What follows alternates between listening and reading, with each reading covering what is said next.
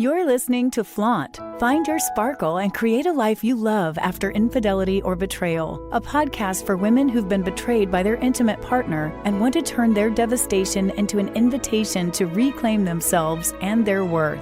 Tune in weekly so you can start making sense of it all and learn how to be okay on the inside, no matter what goes on the outside. Download your free Betrayal Recovery Toolkit at betrayalrecoveryguide.com.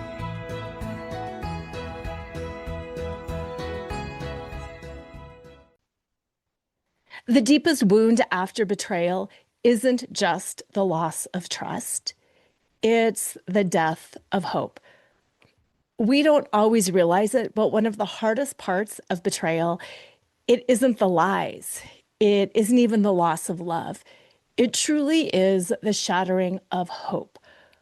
A hope for your marriage, a hope for your future, a hope that life is ever going to feel normal or good again. The deepest wound of betrayal isn't just the loss of trust. It truly is the death of hope. And yet, hope is the one thing we really can't heal without. Hope is that bridge between destruction and transformation, between destruction and our new life, between destruction and healing. Hope is that bridge.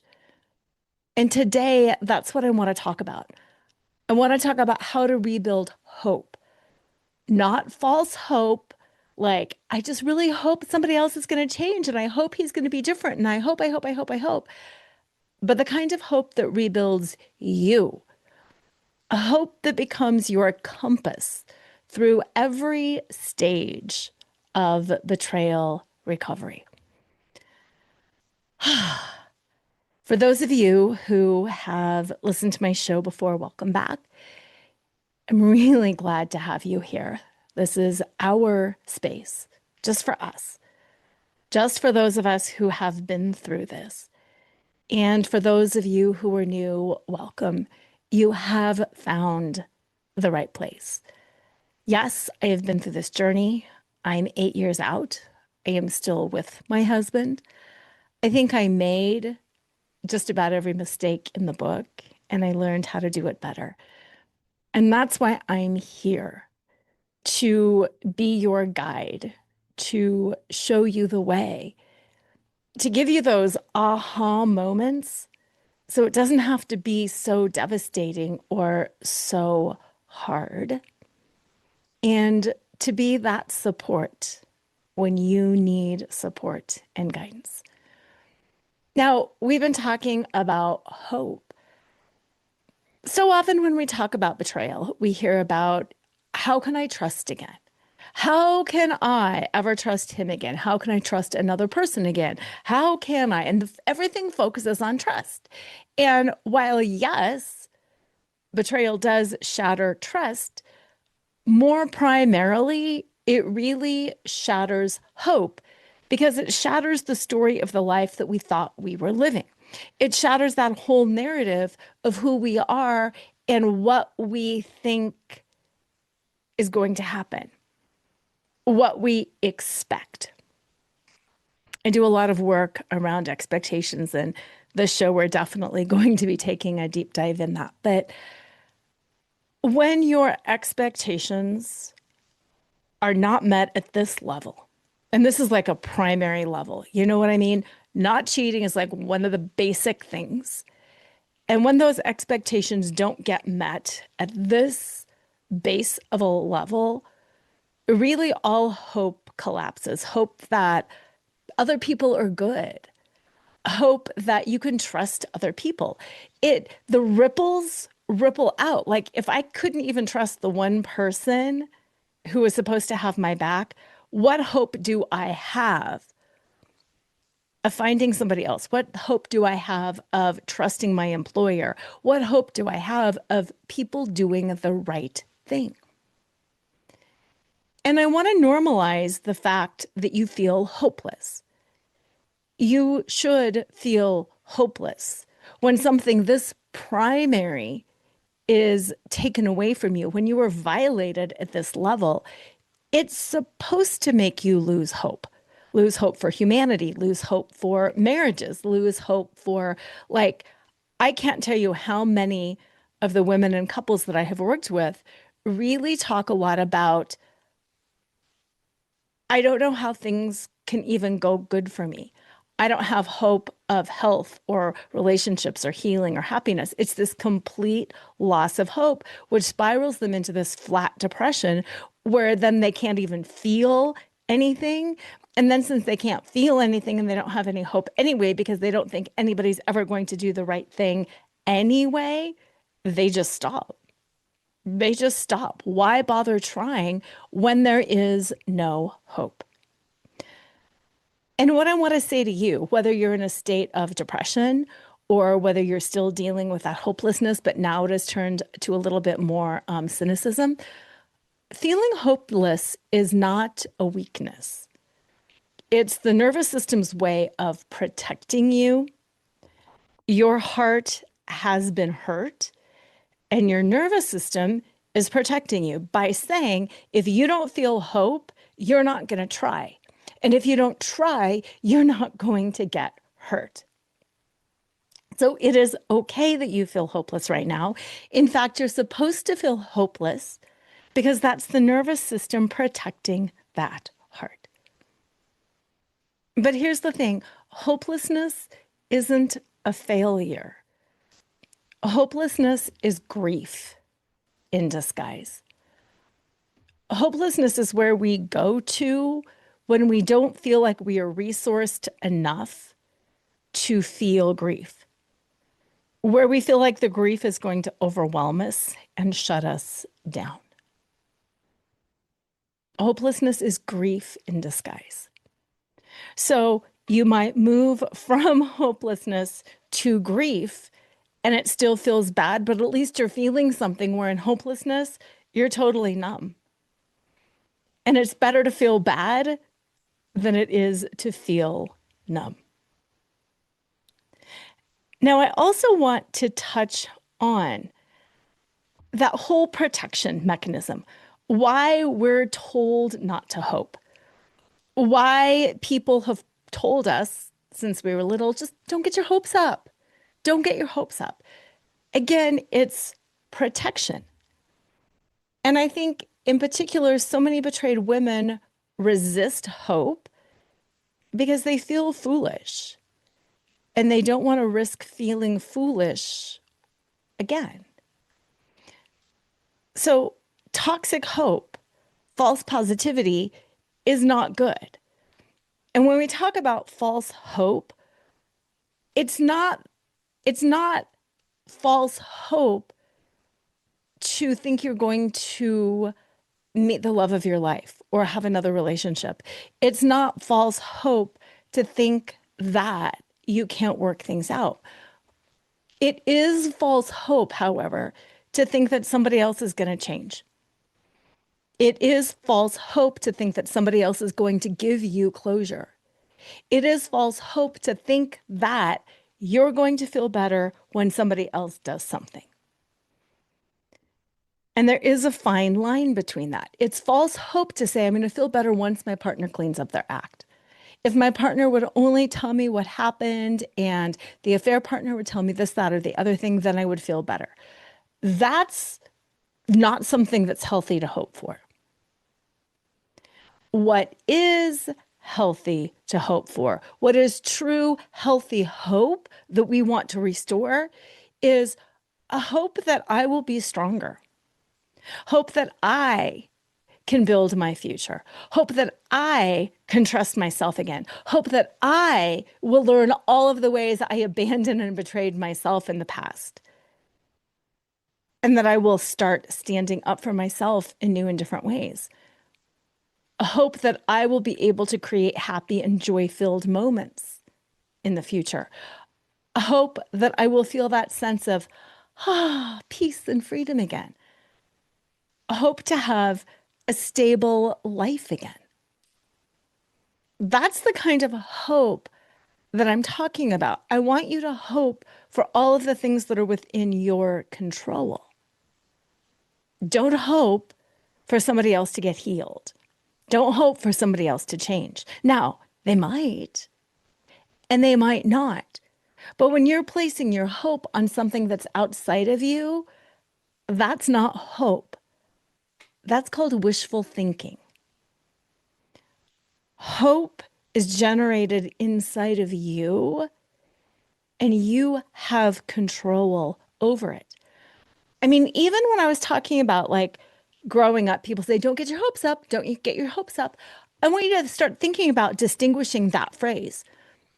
If somebody says, don't get your hopes up about being valedictorian in high school, what are the things you can control? You can control your grades. You can control like this whole variety of things. So you can get your hopes up when you start taking action. Now, are you completely in charge of the way a subjective essay is graded? No, but there's a lot of things that you can do. So have hope over the things that you can control. You might have hoped to get pregnant, to have a baby. Some of those things are in your control. Some of those things aren't. But even like with the baby analogy, I just have a client who's going through IVF right now, and she's got hope that this is going to work. And she's doing all of the things within her control. And she's struggling with that tension of, I don't want to get my hopes up because this isn't completely in my realm of control. Like I can control the timing, the temperature, the things that I'm eating, giving myself shots. I can control all of that. I can't control if this embryo actually attaches and implants and becomes a full-term child. So it's like hope for the things that you can control and then releasing and having acceptance and surrender to those things that you can't control. I often talk about the analogy of a dance, whether you're doing a tango or a two-step or any kind of a partner dance. The way that you push and lead against each other informs what the other person is doing. So yes, when you get healthy, when you become more whole, when you become the wise observer and the wise creator in your own life, you might be able to impact your partner. You might be able to get them to, air quotes, change their ways because the impact that you are having on them with your own change. And you might not. The goal in healing yourself is to heal yourself. The goal to healing yourself is to heal yourself. If it impacts or changes your partner, your kids, your friends, your family, and it positively impacts them, that's bonus. That's gravy. That's fabulous. But you need to heal for you. And that's the kind of hope that I'm talking about. You have hope for a better life. You have hope for a better future. You can and should and will have hope over all of the things that you can control. Now, I want to be honest with you too. There are stages of recovery. The stages of hope after betrayal go like this. Number one, false hope. I'm going to recreate the old relationship and everything is going to be fine. I'm going to let him know and he's going to change and then she's going to do this. You know those crazy stories in your head about what they must have said or done or thought and who's going to say what, and then you're going to call her and she's going to say this and then you're going to tell him? That's false hope. That is you desperately, weirdly, dysfunctionally, but also completely normally trying to regain control. Stage one is false hope. The next stage after that is hopelessness. Oh my God, nothing matters. This is that crash. I have spun up into this false hope and bam, none of it works. So it goes into a crash.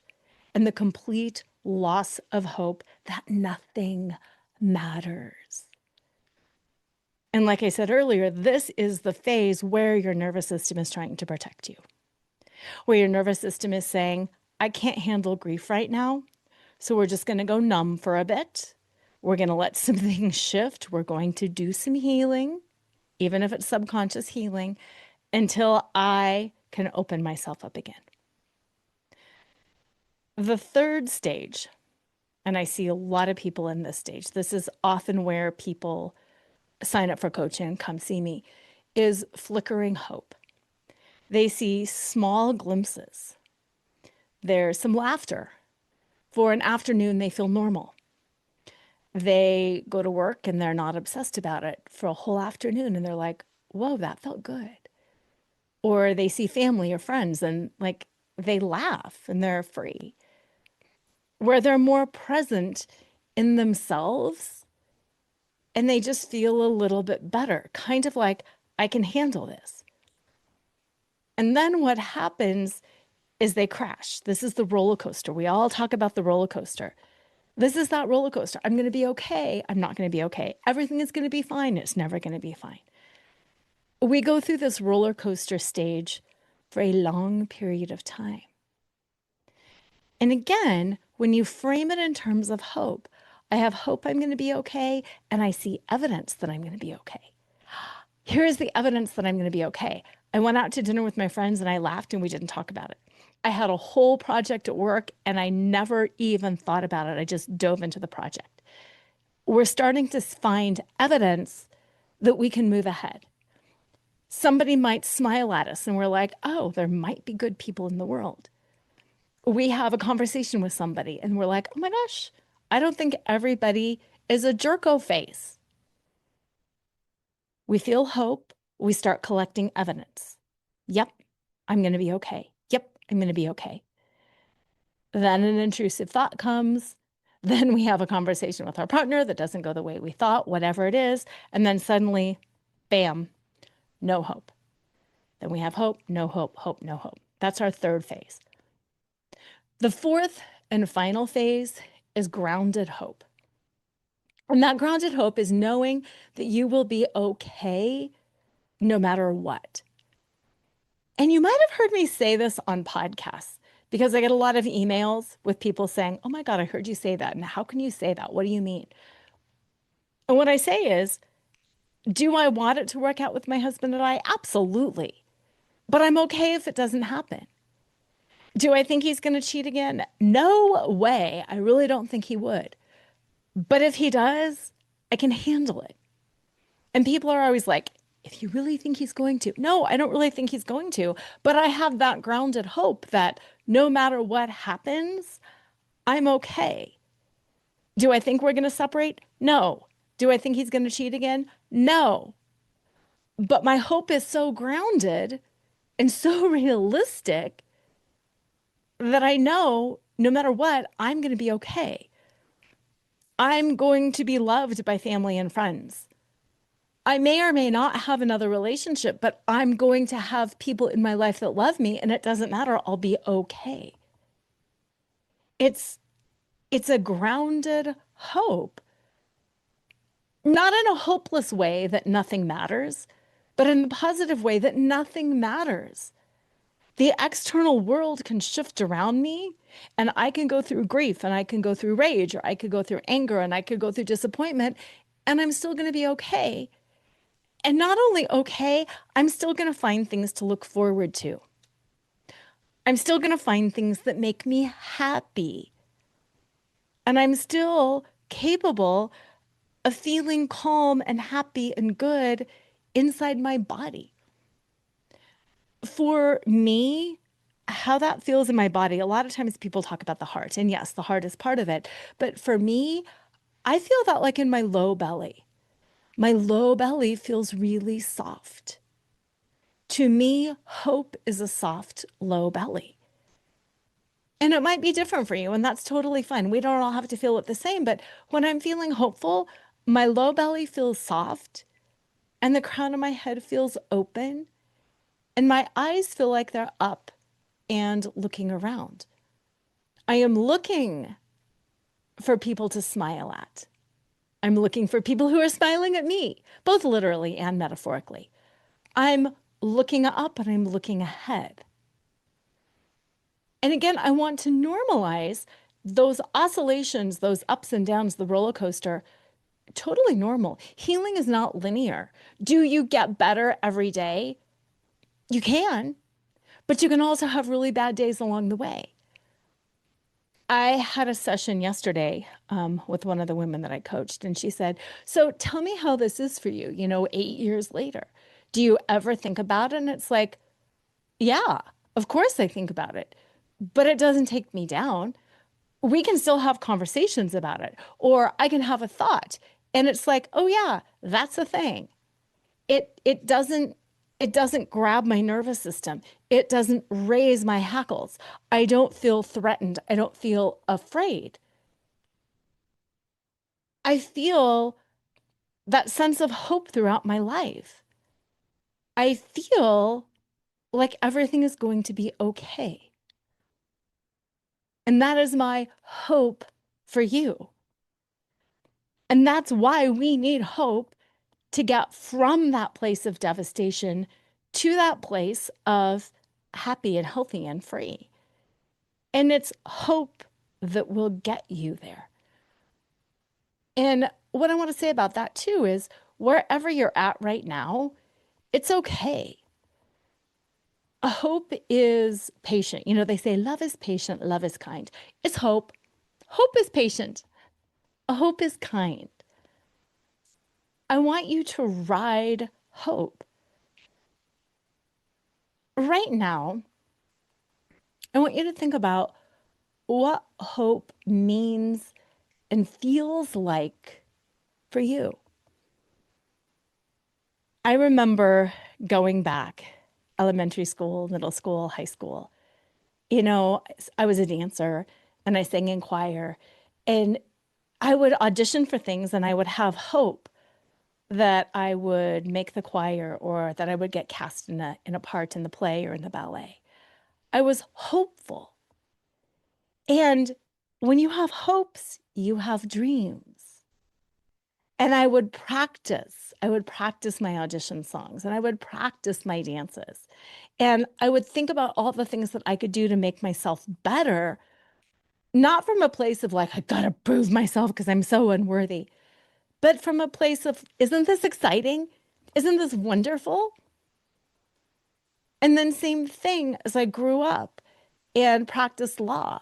You're applying for jobs and you have hopes. And I remember walking in this one office building and it had like these beautiful floors and this big glass elevator. And it was like, oh my God, I could work here. And you have hopes and you have dreams about what it might be like. And sometimes those hopes come to pass and sometimes they don't.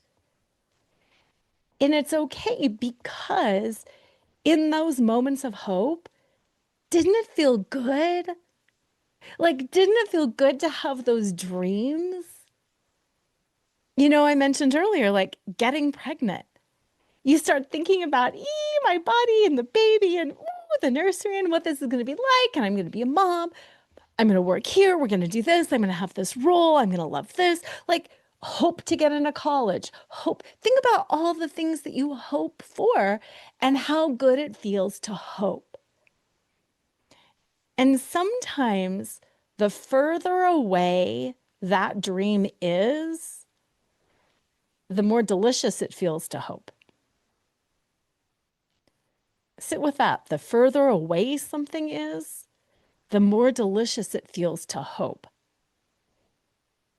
Like, how good does it feel to hope for something small? Feels really good. How good does it feel to hope for something big? My God, I'm going to be on Oprah's couch. Oh, that's a big dream. That's a big hope. That's a lot of fun. And it's the same thing here. Since when does hope become negative? When does hope become negative instead of fun? When it's, not when you are already in a state of fear or trauma or grief. So noticing, how does this hope feel? God, it feels terrifying. Okay, I'm still traumatized. I'm still protecting myself. Back away from that. Feel that grief. Move through some of that sadness. Okay, now how does it feel to have hope? How does it feel to have hope of a new relationship or a better relationship? How does that hope feel? Ooh, that's starting to feel kind of exciting, but I don't want to get my hopes up. Fair. Notice that. Do a little bit more healing. What are some more things you can do in you? What are some more conversations you can have? How can you have your own back? How can you facilitate some of your own healing? Okay, great. Now you're having hope for this future. You're thinking about this amazing future and these trips and this house and this clinking champagne glasses and cuddling on the couch. How does that feel? Oh my God, that feels so exciting. That feels exciting. This is the kind of relationship I want. Again, whether it's with your partner or with somebody else, once that hope starts feeling good, that's when you know you're healed. When hope starts feeling exciting and good again, that's how you know you've healed. So many people say to me, what does it mean to heal? When I first start coaching people, I ask them, what does healing mean to you? And for me, what I've really come to realize is healing means the ability to have hope again. When you're healed, you have hope. And when you can have hope, you're healed. It's like this perfect dovetail fit. If you want one, go for the other. If you want to have hope, lean into the healing. And if you want to have healing, lean into the hope. Assess how you feel and then do the work until that hope can feel exciting again. Now, I also want to be clear. We have different personalities. For some people, hope might feel like fireworks and blah, blah, blah, blah. And for other people, it's like this, softness or this buoyancy.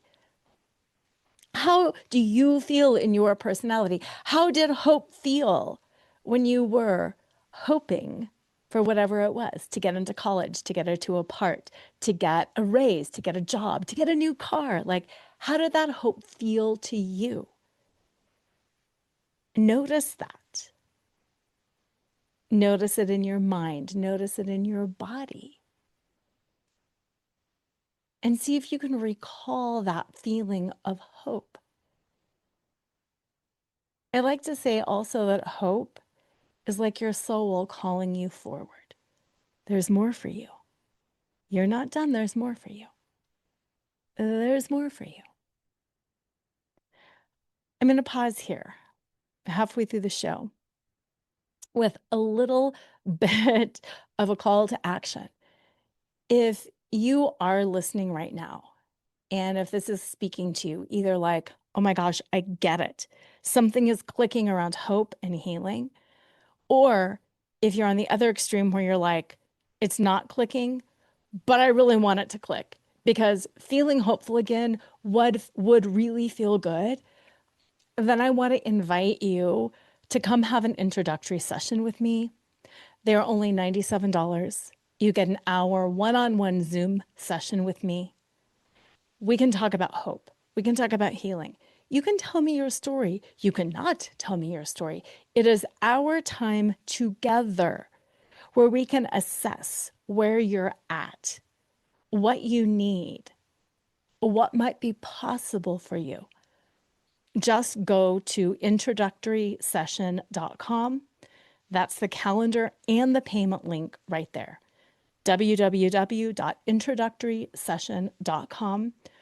We can figure this out. This is a lot of work, and I know how hard it is to talk to somebody about it. I so vividly remember when I first found out, knowing that I needed to talk to somebody and to get help, but I didn't want to say anything to anyone. First, because I was embarrassed. I didn't think I was the kind of person that would get cheated on. I was like, how could this happen to me? That doesn't even make sense. Second, I didn't have hope. I had no hope that they could help me. I thought I was so different. I even told the first lady I talked to, I'm like, we're totally different. Like, we were in love. We are not total freako people who are living in garbage. We're like normal, healthy, happy, educated people. We are so different. And I don't know if you can help us. Because that's what I thought. I thought we have no hope. We are different. We're different. We're different. That happens to other people not like us. Let me fill you in on a secret. We weren't different. And you're not different. And that's kind of jarring. Affairs happen to people like us. Affairs happen to educated people, to happy, healthy, functional people, to dysfunctional people who haven't dealt with their trauma. Affairs happen in every socioeconomic class. You fit the mold. Like, that to me was so shocking. What, my husband and I, we fit the mold? No, no, no, no, no, no, no. Other people have that. So I didn't reach out right away because I didn't think there was any hope in it because I thought we were so different. I thought I would be judged. I thought it wasn't going to help anyway. And then I also didn't want to get my hopes up. I didn't want to get my hopes up and then find out it wasn't going to work and then have no hope. Have you ever heard about Schrodinger's cat? There's this, I don't even know what it is. It's not a story. It's not an allegory. I don't even know. There's a word for it. But Schrodinger's cat in a box. Is the cat in the box alive or dead? Until you open the box and see if the cat is alive or dead, it's in this state of infinite possibilities. The cat could be alive. The cat could be dead. And that box with the cat in it is there. And you can have all of these different dreams about the cat and whether it's alive or dead and what the cat might do tomorrow and da da da da da. And until you open the box and know, you're in a state of possibility. You're in a state of hope. And that's how it was for me. It was like, I'm terrified to reach out and get help and talk to somebody because what if they tell me it's not going to work? What if I find out the cat's dead and then I have no hope and then I have to deal with that? And as long as I'm in this state of not getting help and not talking to somebody, the cat is both alive and dead all at the same time. And I have this weird sense of twisted hope. And I was so afraid somebody was going to tell me the cat was dead. And I'm curious about you. Where do you sit with that? Do you kind of have that sense of hovering and being like, I'm not in and I'm not out. The cat's not alive. The cat's not dead. Oh my God. I also took a ton of online quizzes. Is this going, what kind of affair is it? You know what I mean? Is it going to work? Is this going to, will your marriage survive? Will you, because I wanted somebody to tell me, but I didn't want them to tell me what I didn't want to hear because I wanted the hope that I could figure out what I wanted and then get what I wanted. It's a little convoluted, but I think, no, I know you get where I'm coming from on this one. So reach out, www.introductorysession.com. I'm not going to tell you that the cat is dead because I don't know, but I am going to tell you about hope. I'm going to help you figure out the hope, whether the cat is alive or dead, and what to do. So let's talk a little bit next about how to rebuild hope. I have got 5 actionable and spiritual steps to give you to help restore hope. Because whether the proverbial cat is alive or dead, you still have hope. It just might go in different directions. Okay. The very first way to rebuild hope in whatever stage that you're at is through connection. Both you connecting with other people, friends, colleagues, coworkers, people in your life, people in your environment, but also in communities like this with others who have reignited their marriages, with others who have separated but have found connection elsewhere. Look for the happy stories. What you look for is what you will find. What you look for is what you will find. I reached a point where I had to back out of a lot of Facebook groups and I had to stop reading certain blogs and listening to certain podcasts because it was all about how bad things were and how it was never going to work out and how the fact that my husband was kind of showing up to repair things and how that really wasn't real and how I needed to be aware because there's no such thing as a unicorn. Don't go down that path. And I had to distance myself because I'm like, this isn't connection. This is stoking my fear. I needed to see connection. I needed to see people who were doing amazing things. I wanted to see the couples who had made it. Early on, my husband and I actually went to a conference filled with people who had made it work after infidelity.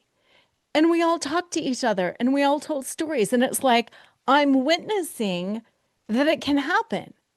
And I'm also witnessing people who it didn't happen for, but who made these amazing lives afterwards. So I am seeing all this happy connection, both in partnership and on your own. And that just reignited all of my hope in humanity, my hope in healing, my hope in everything. So that's the number one way to rebuild hope is by finding and rebuilding that connection. Put yourself in environments where people have happy, healthy connection. Put yourself in healing communities where people are healing and thriving, and stay away from all the negativity. Stay away from all of the fear. The second way to rebuild hope is through choice. Making even micro decisions, but having an awareness around those micro decisions really helps you restore your agency. And it can be small. It should be small when you start because it helps reinforce that you can do it. What do I want to make for dinner? There was that Runaway Bride movie with Julia Roberts where she always was so enmeshed with the guy that she didn't even know how she liked her eggs. So there's this scene where she's like, do I like them scrambled? Do I like them fried? Do I like them poached? She had eggs in all the different ways so she could figure out how she liked her eggs. I had a client who did that with fabric softener. She was like, I always use the same kind of fabric softener because my husband's mom used it, so we just used it. She's like, when we separated, I went to the store and I smelled fabric softener because I didn't know what kind of fabric softener I wanted. These are those micro choices. I choose to feed my body healthy. I choose to go outside and take a walk. I choose to smile and laugh. I choose to call a friend. I choose to say yes or no to a conversation with my partner. I choose, make little tiny choices. Build your confidence and build your hope that you can do a good job. Because so many people say to me, I think my picker is broken. How did I pick such a bad person? I didn't think I was picking somebody who was bad. So then all of a sudden we think I make bad decisions. You don't make bad decisions. That's victim blaming. Do not blame the victim. Yes, you have been victimized. You don't have to wear the hat of the victim and play that role forever. But yeah, if you've been betrayed, you've been victimized. Don't blame yourself by making it your fault because it's not. You didn't choose the wrong person. You chose a great person for a lot of great reasons. And that person made choices that betrayed your trust. When you lean into making your own choices now, it's going to help you rebuild hope, connection, engaging in it and witnessing it, and choice, making small little choices. Number 3, compassion. Compassion.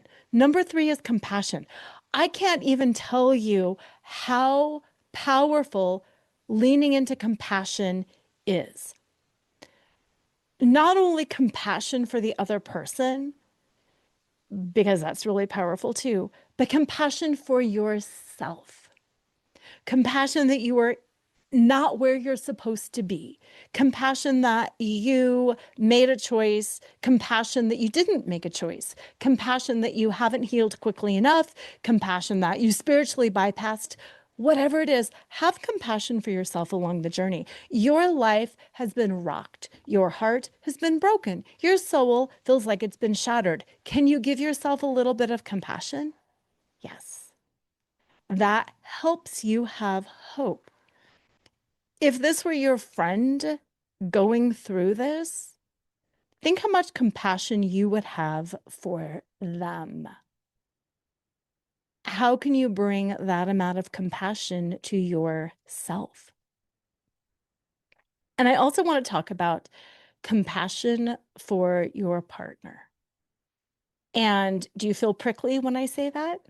That's okay. It's okay if you feel prickly. But I want to talk about compassion for them and for their journey. And again, I am not excusing what they did.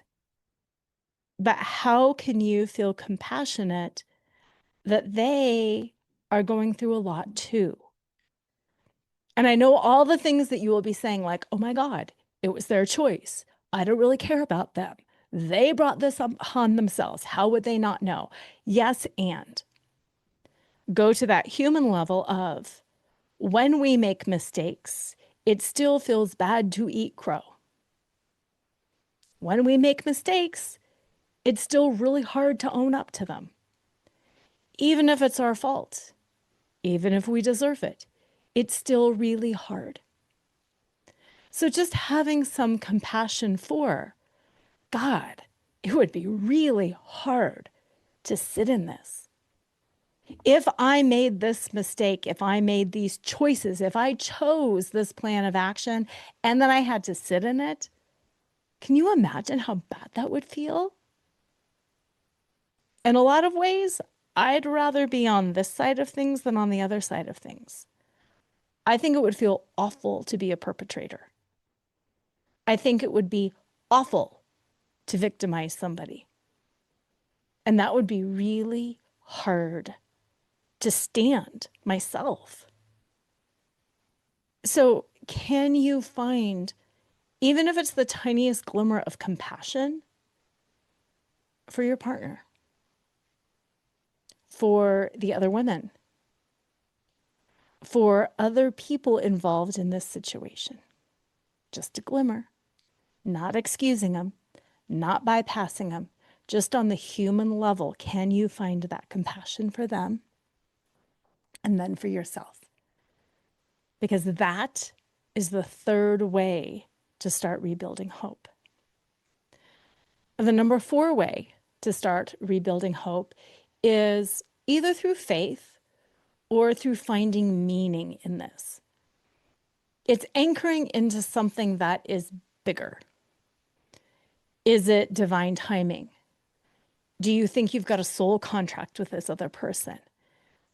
Is this about ancestral healing? Is this about God? Whatever it is for you, why would God do this? What is the greater purpose? What is the greater meaning? I very clearly feel like my husband and I had a soul contract. I feel like his ancestral wound was, well, a few things, but around abandonment and very conditional love. And I feel like this experience that we've gone through has allowed him to experience what true unconditional love is like. He did pretty much one of the worst things you can do to a partner in a marriage, and yet he is still receiving love from this. That's a balm for a deep wound. That, to me, feels like a soul contract. On the other side of that coin, he helped me step into my power, step into my voice, step into my agency. He helped me stop betraying myself. He helped me stop putting myself last. I am so never going to put myself last again. I used to put myself last all the time. It's going to be I'll do everything for anyone all the time. And if I have needs, I'll figure them out or I'll sacrifice. We helped each other grow. That was like my ancestral wound, also just being female, because females historically have been undervalued and have not been entitled to speaking up, identifying their needs, or fulfilling their needs. So I feel like for me, there was definitely a soul contract here. I understand the meaning around that, and it helps me make sense of it. In a way, does it matter if it's true or not? No, because it makes me feel better because I've made sense of it. So whatever it is for you, whether it's religion, whether it's faith, whether it's soul contract, whether it's ancestral healing, how can you make meaning of this? And when you have meaning, then you have hope, because it's not your pain was for a purpose. Your pain was about something bigger than you. It wasn't just this personal experience that you were smited because you were bad. There's purpose, there's meaning. And when it makes sense, you've got hope, because you're like, I learned. It was hard and I learned, and now I'm better. And the number 5th way to rebuild hope is embodiment. Embodiment. I say this all the time, but you can't think your way out of trauma. You can't think your way into hope. You have to feel your way into hope. You have to feel your way through trauma. You have to feel breath, touch, movement, joy. What does it feel like to embody hope? When you can embody hope, you get out of bed in the morning. You try again. You lean in. You make calls. You take medication if that's what you need. You eat good. You work out. When you feel it in your body, when your body is smiling at you, and this might sound superficial, but it's not, when you dress cute, when you do your hair and makeup, you feel better and you're embodying hope because you like the way you look in the mirror. So it's not superficial. Go buy yourself a cute top, nice shoes, earrings, get up, get dressed, and embody somebody that has hope. Embody somebody that has connection, makes choices, feels compassion, has understood and made meaning of things, and embody what it feels like to have hope. And again, like I said earlier, go back to all those times earlier when you had all that hope. I'm going to get cast in the play. Ooh, I hope I get accepted to the school. Whatever it is. Those are the 5 ways to have hope. Closing it out, my book, my IP, Flaunt, Drop Your Cover and Reveal Your Smart, Sexy and Spiritual Self. It's all about the energy of flaunt. When we are hurt, we crumple and we collapse and we fold in and we protect ourselves. When we flaunt, we are eyes open, smile, positive expectations. We are filled with hope. Flaunt is about hope. If you haven't already, grab the book. You can get it on Amazon, Barnes and Noble, New World Library, anywhere books are sold, you can get a copy of the book. Flaunt is an acronym. It'll take you through that framework. But it is that framework of finding hope. It's that framework of going from collapse to expansion. And when you're expanded and open, that's when you have hope. Now, to make it even better, we have a free Flaunt book club and workshop coming up on December 1st. Yep, book club and workshop that goes through all of this, that takes you through the 5 steps of Flaunt. We walk through the book, we do the activities, and it helps you develop that presence, that power, that hope, that upliftment. So you will definitely not want to miss that. To register, it's free. It is all free. theflauntbook.com. theflauntbook.com. That will put you on the list. You can't buy the book there. That is just to get you the Zoom link for the book club and workshop and to give you those details. Buy the book wherever books are sold. Go to theflauntbook.com. Register for the book club and workshop. Start reading so you can be ready. Start reading and start finding hope. Start reading, start flaunting, and start finding hope. Hope for peace. Hope for purpose. Hope for you. Hope beyond just the relationship. It's not just about a happy ending. Even if you don't believe in happy endings, or even if you don't want this happy ending, can you believe in the possibility that you will get some sort of happy ending, maybe even happier than you originally thought? You just haven't thought about it yet. Because we get so locked into what I had and what I lost. Well, what if you lost it because there's something better on the horizon for you? If it's safe for you to close your eyes, I want you to close your eyes right now. I want you to imagine, visualize, or pretend that it's 1 year from today. And I want you to see yourself. Your posture, how are you carrying yourself? I want you to feel yourself on the inside, steady, radiant, smiling, peaceful, whatever it is, feel yourself on the inside. That version of you exists. See her there, feel her there, and see where you're at now. Hope is the bridge that is going to get you where you want to be.